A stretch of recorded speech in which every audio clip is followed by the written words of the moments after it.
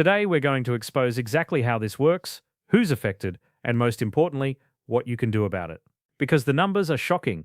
Australian couples are already paying an extra $7,000 in tax every year due to bracket creep. Individual workers are paying an extra $3,500, and by 2031, it's only going to get worse. Let's dive in. To understand bracket creep, we first need to understand how Australia's tax system works. Australia uses what's called a progressive tax system. This means the more you earn, the higher percentage of tax you pay on each additional dollar. To understand bracket creep, we first need to understand how Australia's tax system works. Australia uses what's called a progressive tax system.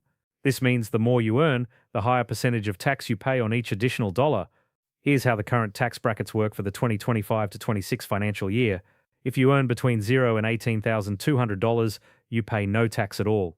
That's the tax-free threshold. If you earn between $18,201 and $45,000, you pay 16 cents for every dollar over $18,200. If you earn between $45,001 and $135,000, you pay $4,288 plus 30 cents for each dollar over $45,000. The brackets continue upward between $135,001 and $190,000. You pay 37 cents on each dollar over $135,000. And if you earn over $190,000, you pay 45 cents on each dollar over that threshold. Plus, everyone pays a 2% Medicare levy on top of these rates. Now here's where bracket creep comes in. These tax brackets, these thresholds, they're supposed to be adjusted regularly to account for inflation and wage growth, but in Australia, they often aren't. The government freezes them, and when your wages go up due to inflation or annual pay rises, but the tax thresholds stay the same, you get pushed into higher tax brackets. Let me give you a real-world example that tax expert Mark Chapman from H&R Block provided. Imagine someone earning $130,000 a year. Their marginal tax rate, that's the rate they pay on their last dollar earned, is currently 30%.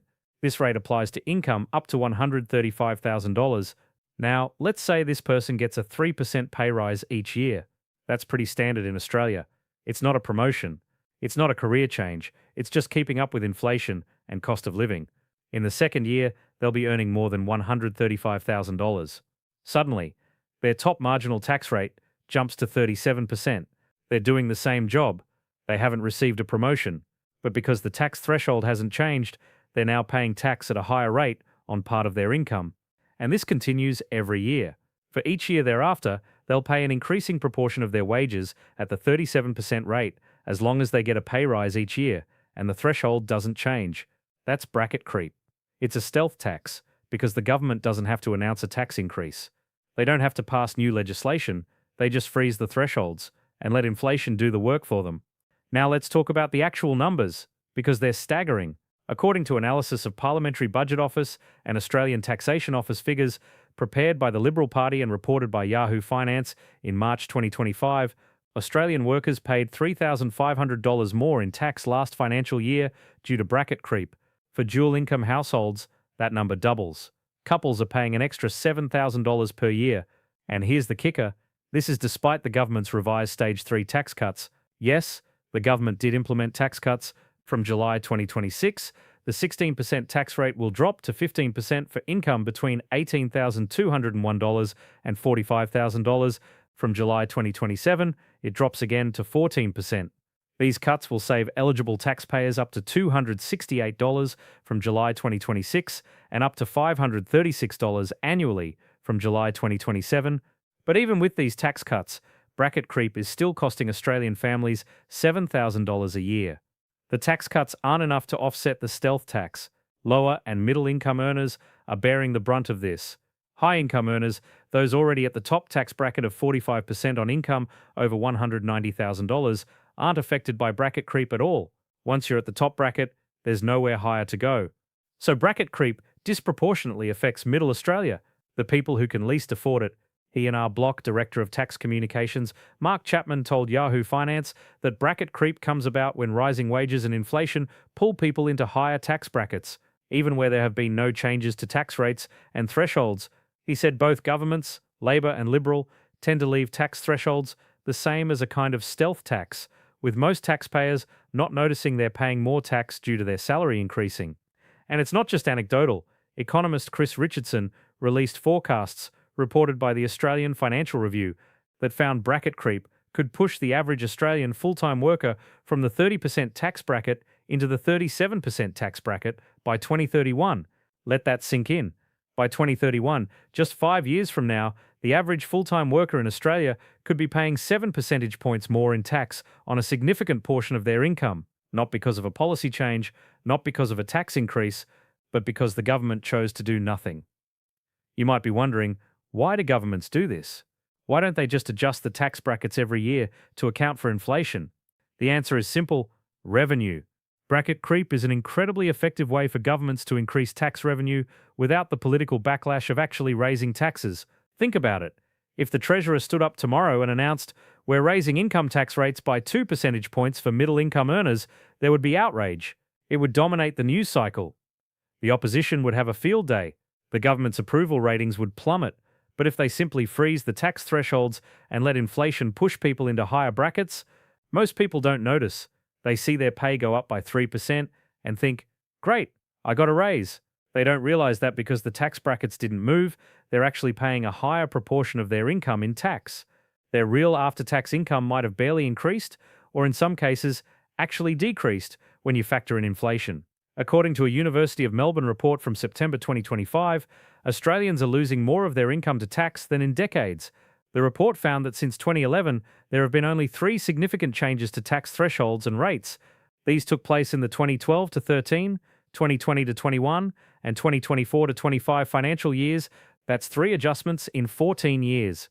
Meanwhile, wages have been rising, inflation has been increasing, and millions of Australians have been quietly pushed into higher tax brackets. The report highlighted that bracket creep has become a structural feature of Australia's tax system, not an occasional occurrence. It's a deliberate policy choice, and it's incredibly lucrative for the government. Treasury estimates suggest that bracket creep generates billions of dollars in additional revenue each year.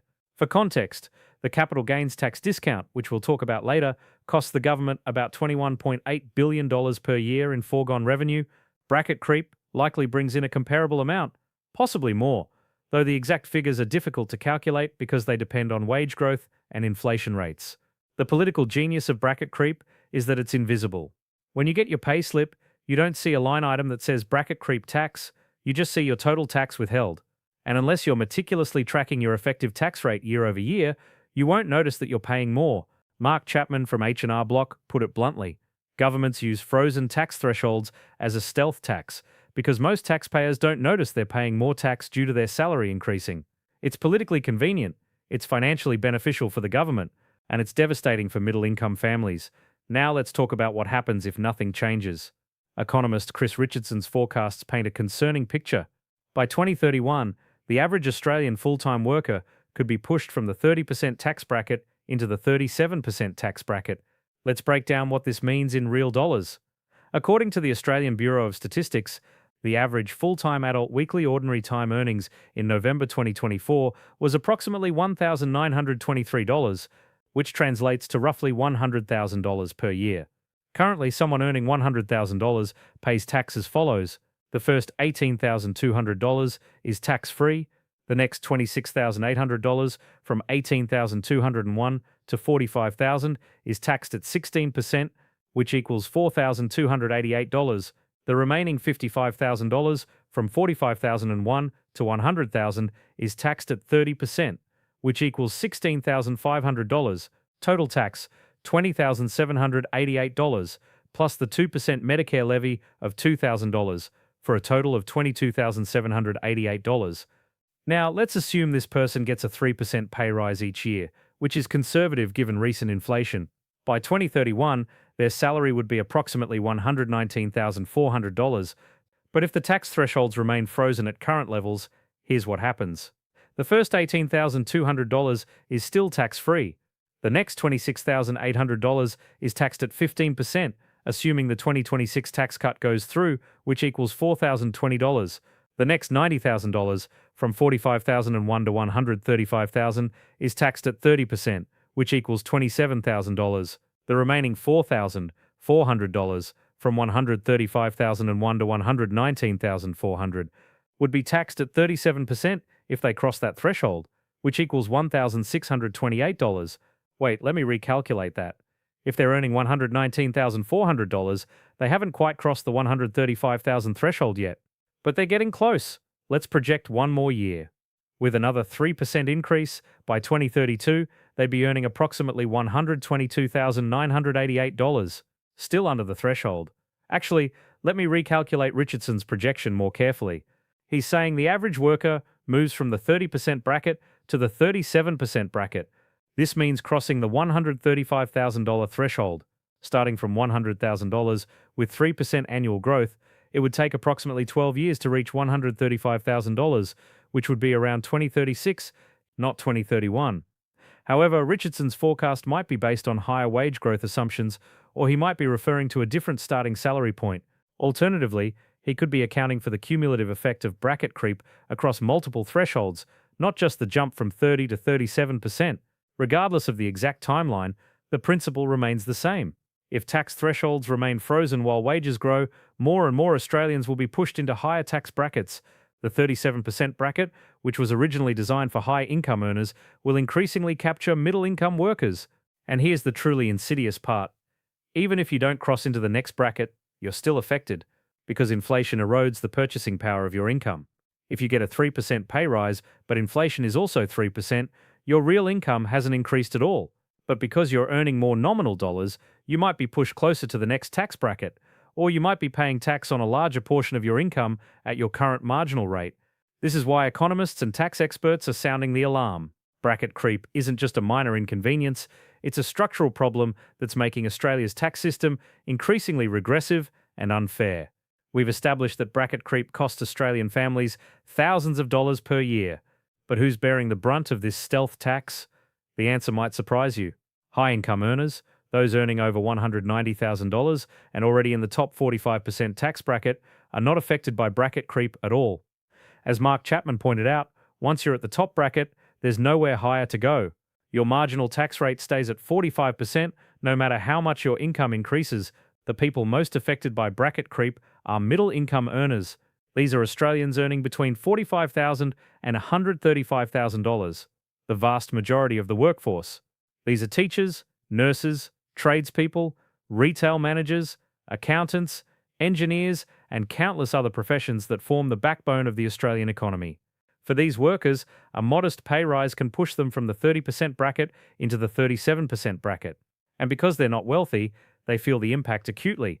An extra few $1,000s in tax each year can mean the difference between saving for a house deposit or not. It can mean the difference between affording childcare or not. It can mean the difference between financial security and living paycheck to paycheck. Lower income earners are also affected, though differently. Someone earning $30,000 might not be pushed into a higher bracket, but they're still paying tax on a larger portion of their income as the tax-free threshold and lower bracket thresholds remain frozen. And for someone on a lower income, every dollar counts. There's also a generational dimension to this.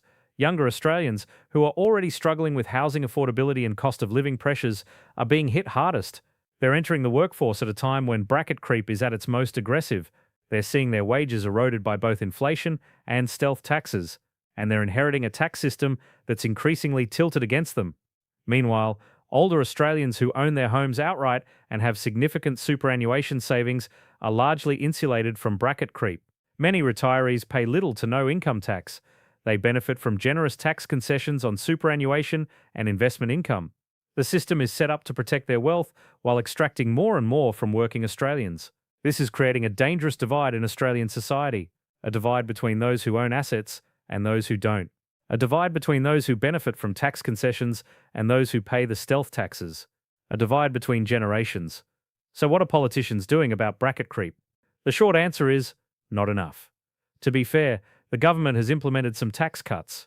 As mentioned earlier, from July 2026, the 16% tax rate drops to 15% for income between $18,201 and $45,000. From July 2027, it drops again to 14%. These are the revised Stage 3 tax cuts, which were redesigned to provide more relief to low and middle-income earners compared to the original Stage 3 plan. The government has framed these cuts as a cost-of-living relief measure. Treasurer Jim Chalmers has repeatedly emphasised that the tax cuts will help Australian families deal with inflation and rising costs.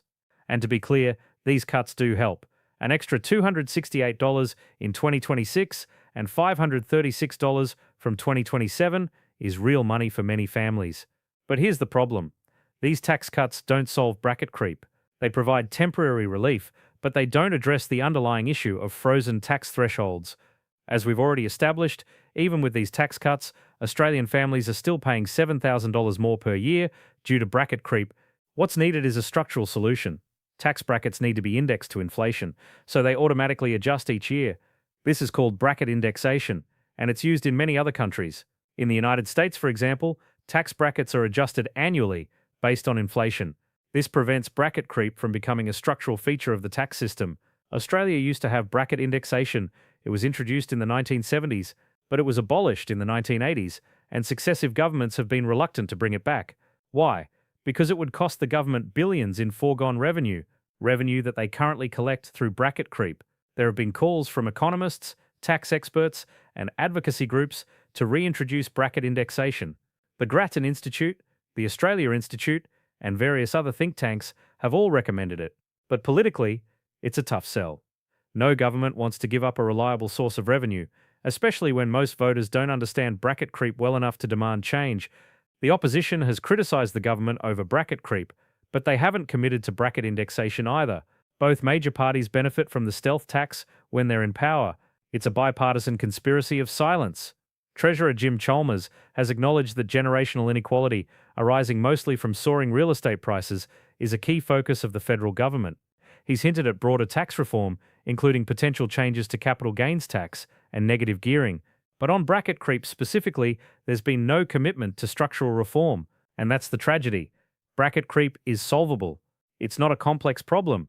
Index the tax brackets to inflation, and it goes away. But it requires political will. It requires a government to prioritize fairness over revenue. And so far, that hasn't happened. If you're feeling frustrated right now, you're not alone. Millions of Australians are paying thousands more in tax each year due to bracket creep, and there's no immediate solution on the horizon. But that doesn't mean you're powerless. There are steps you can take to minimize the impact and protect your financial future. First, understand your tax position. Use the ATO's tax calculator to work out your effective tax rate and marginal tax rate. Track this over time. If you notice your effective tax rate increasing, even though tax rates haven't officially changed, that's bracket creep in action. Awareness is the first step. Second, maximize your tax deductions. Work-related expenses, self-education costs, charitable donations, these can all reduce your taxable income. Keep meticulous records. Claim everything you're entitled to. The ATO has detailed guidance on what you can and can't claim. Use it. Third, consider salary sacrificing into superannuation. Superannuation contributions are taxed at 15%, which is lower than most marginal tax rates. If you're in the 30% or 37% bracket, salary sacrificing can save you significant tax. For the 2025 to 26 financial year, you can contribute up to $27,500 in concessional contributions, including your employer's contributions. If you're earning $100,000 and your employer contributes 12%, that's $12,000. You could salary sacrifice an additional $15,500 and still stay within the cap. However, be aware of Division 293 tax.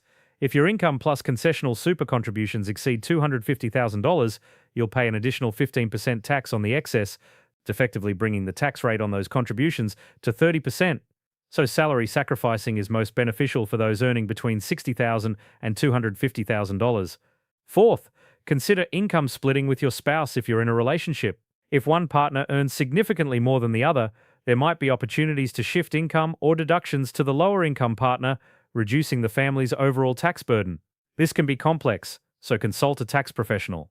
Fifth, invest in tax-effective assets.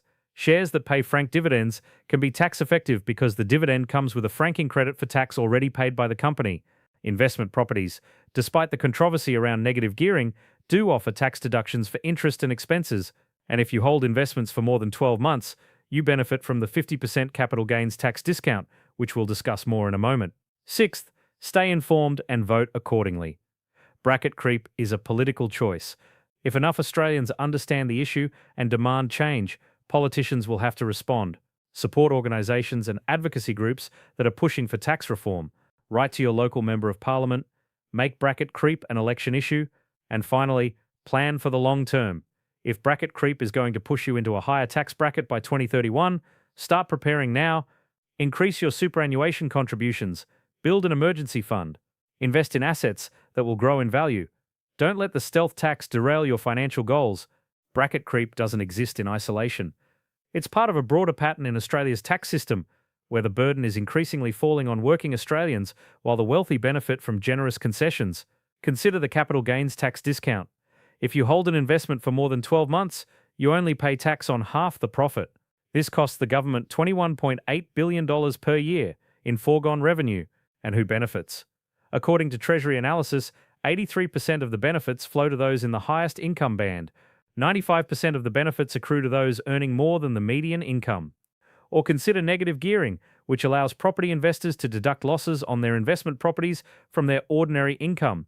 Combined with the capital gains tax discount, this has fueled a 25-year property boom that's made housing unaffordable for an entire generation. Investors can outbid first home buyers because the tax system subsidizes their investments. Or consider superannuation tax concessions. High-income earners can salary sacrifice large amounts into super, paying only 15% tax instead of their marginal rate of 37 or 45%. Meanwhile, low-income earners who need the money now to pay rent and buy groceries can't afford to lock their money away until retirement. The pattern is clear. Australia's tax system is riddled with concessions and loopholes that benefit the wealthy, while working Australians are hit with stealth taxes like bracket creep. The system is becoming increasingly regressive, and it's not sustainable. As more and more wealth concentrates at the top, as housing becomes unaffordable, as younger generations struggle to get ahead, social cohesion breaks down. We're already seeing the signs: record levels of household debt, declining home ownership rates among young people, growing inequality, political polarization. Treasurer Jim Chalmers has acknowledged that generational inequality is a key concern. In February 2026, it was reported that the government is considering changes to the capital gains tax discount, potentially reducing it from 50% to 25%. This could form the centerpiece of the May 2026 federal budget. If implemented, it would be the most significant tax reform in decades. But tax reform is politically dangerous. When Labor proposed changes to negative gearing and capital gains tax in 2016 and 2019, they lost both elections. The coalition ran scare campaigns, warning that property values would crash and retirees would lose their savings. It was effective. Labor learned that Australians are deeply attached to the tax concessions they benefit from, even if those concessions are unfair and unsustainable. So the government is proceeding cautiously. They're floating ideas, they're commissioning Treasury modelling, they're softening up the public. But they haven't committed to anything yet, and there's no guarantee they'll follow through. Meanwhile, bracket creep continues.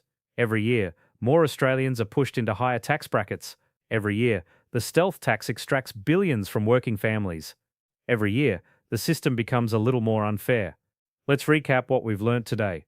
Bracket creep is a stealth tax that occurs when tax thresholds are frozen while wages rise due to inflation. It's costing Australian families $7,000 per year for couples, $3,500 for individuals. By 2031, economist Chris Richardson forecasts that the average Australian full-time worker could be pushed from the 30% tax bracket into the 37% tax bracket. This is happening despite the government's Stage 3 tax cuts, which will save taxpayers up to $268 from July 2026 and $536 from July 2027. The tax cuts aren't enough to offset bracket creep. Governments love stealth taxes because they generate billions in revenue without the political backlash of actually raising taxes. Both Labor and Liberal governments have used frozen tax thresholds to quietly increase the tax burden on working Australians. The people most affected are middle-income earners, the backbone of the Australian economy. High-income earners in the top tax bracket are not affected at all. This is creating a growing divide between those who own assets and benefit from tax concessions and those who work for a living and pay the stealth taxes. The solution is simple: index tax brackets to inflation, but it requires political will. And so far, no government has been willing to give up the revenue that bracket creep generates. In the meantime, you can protect yourself by understanding your tax position, maximizing deductions, salary sacrificing into super, and planning for the long term. And you can make bracket creep a political issue by staying informed and demanding change. Because here's the truth: the tax system is supposed to be fair. It's supposed to be progressive, with those who can afford to pay more doing so, but bracket creep is making the system regressive. It's extracting more and more from working families while the wealthy enjoy generous concessions. This isn't sustainable, and if we don't fix it, the consequences will be severe: growing inequality, declining living standards, social unrest. We're already seeing the warning signs. So the question is, what are we going to do about it? Are we going to accept that this stealth tax will cost us thousands more by 2031, or are we going to demand better from our politicians? The choice is ours. But time is running out. Every year we wait, bracket creep digs deeper into our pockets. Every year we wait, the system becomes more unfair. Every year we wait, it becomes harder to fix. The stealth tax is real. It's costing you thousands. And by 2031, it's only going to get worse. Unless we act now,